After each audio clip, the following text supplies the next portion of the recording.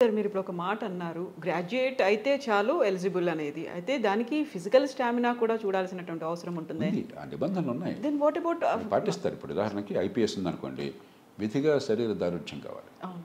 అలాగే చూపు, వెనికిడి ఇవన్నీ చూస్తారు. ఐఏఎస్ కూడా ఉంది. కాకపోతే ఐపీఎస్ ప్రమాణాలు అక్కల. ఐపీఎస్లో కొంచెం శారీరకంగా మరింత నేర పరిశోధనలో ఉండాలి కాబట్టి, లాభం ఉండాలి కాబట్టి చూస్తారు. ఐఏఎస్లో కూడా చూపు, వెనికిడి, తర్వాత శరీర దారుఢ్యము, తర్వాత కొన్ని అవయవాల్లో కొన్ని ఉదాహరణకి గుండె జబ్బు తీవ్రంగా ఉందనుకోండి తీసుకోరు. మెడికల్ టెస్ట్ ఉంటుంది. కాబట్టి మీ పనికి అంతరాయం లేకుండా మీకు మీ నుంచి ప్రభుత్వాధికారిగా చేరితే మీరు దాని నుంచి మీ నుంచి ప్రజలు సేవను ఆశిస్తున్నారు.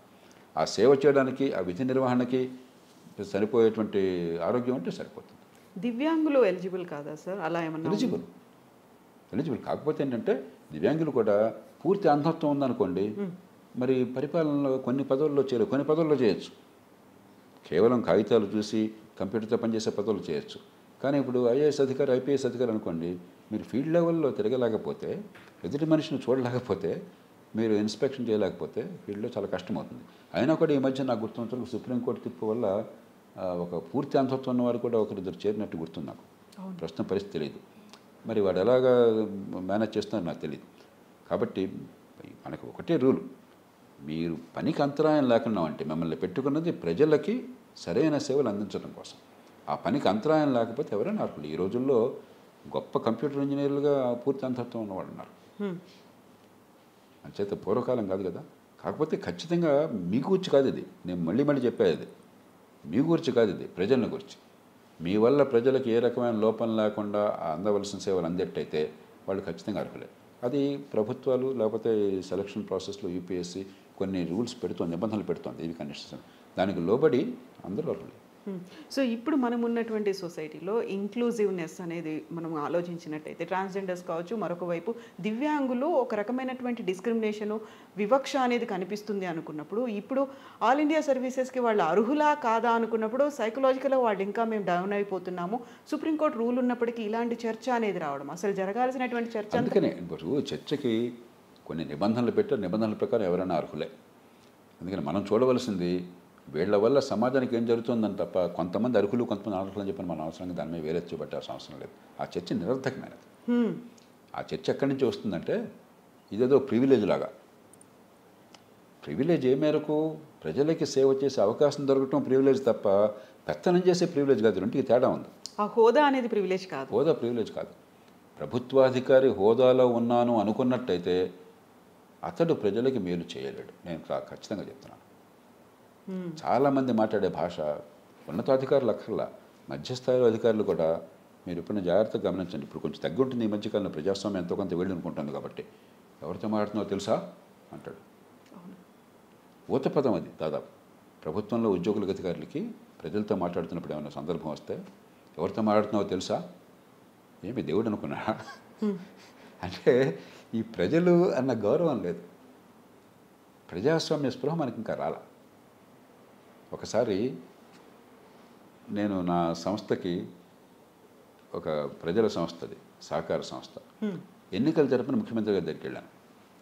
ఆయన నాతో జయప్రకాష్ ఇదేం మాట్లాడుతున్నారు మీరు, అధికారులంతా ఎన్నికలు వద్దు, మా అధికారం పెట్టమంటే నేను అధికారులంతా మీ చేతుల్లో పెట్టాను కదా, మీకు ఎన్నికలు ఎందుకు, ఎన్నికైన కూడా మేము ఎందుకు చూసుకుంటున్నాడు కదా అన్నాను. ఏమండి నేను మీ ఆర్డర్లు ఎందుకు ఫాలో అవుతున్నాను, మీ ఆదేశాలు ఎందుకు నేను పాటిస్తున్నాను అన్నాను. ఎందుకు అన్నారు. మీకు గొప్ప తెలివితేటలు ఉన్నాయని కాదు, మీకు గొప్ప ముందు చూపు ఉందని కాదు, ఉండొచ్చు ఉండకపోవచ్చు, మీకు ప్రజల మద్దతు ఉన్నది. ఆ ప్రజల మద్దతు వల్ల వచ్చినటువంటి లెజిటిమసీ ఉన్నది. నాకు లేదు అది. నేను ఎంత గొప్పవాడిని నేను మనసులో అనుకుంటున్నా కూడా అది నా అహంకారం తప్ప ఇంకోటి లేదు. ప్రజాస్వామ్యంలో ప్రజలు ఎవరిని కోరతారో ప్రతినిధిగా వాళ్ళదే అధికారం, అదే ప్రజాస్వామ్యం అంటే. కాబట్టి నేను మీ ఆదేశాలు శిరసావహించాలి.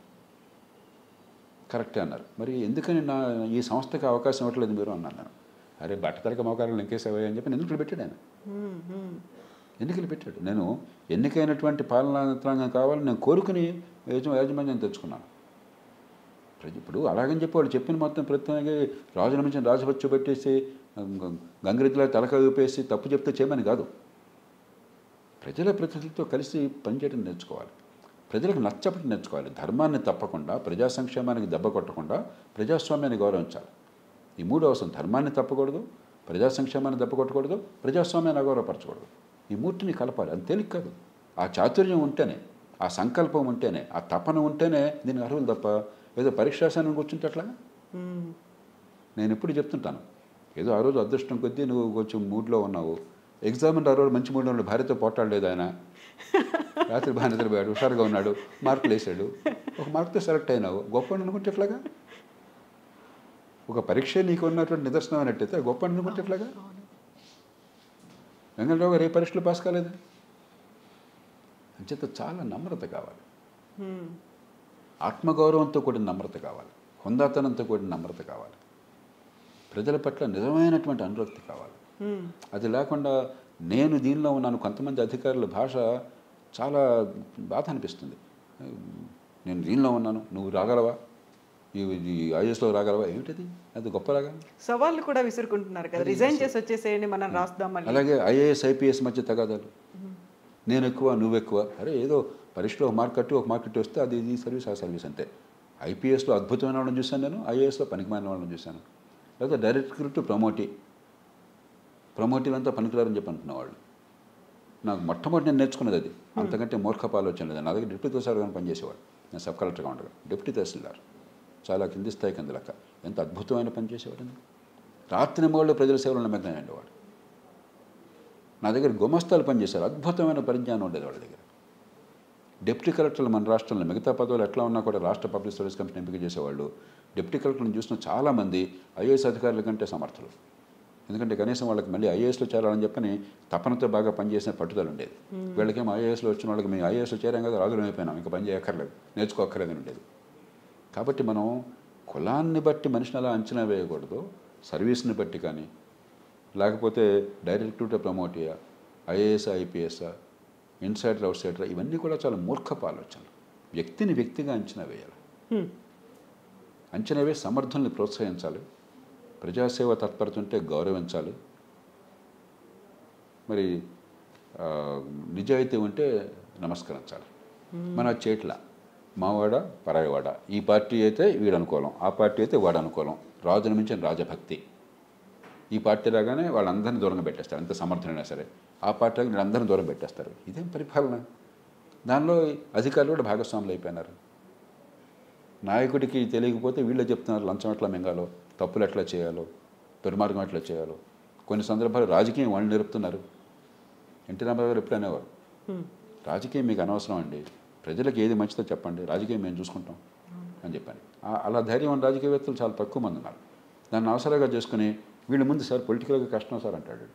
అరే సమాజానికి మంచిదైతే చెప్పాయా నువ్వు, నీకెందుకు పొలిటికల్ కష్టం లాగా నష్టం? అది వాళ్ళు చూసుకుంటారు. అది నీ బాధ్యత సమాజానికి మంచిదా కాదా, దేశానికి మంచిదా కాదా, దట్స్ ఆల్.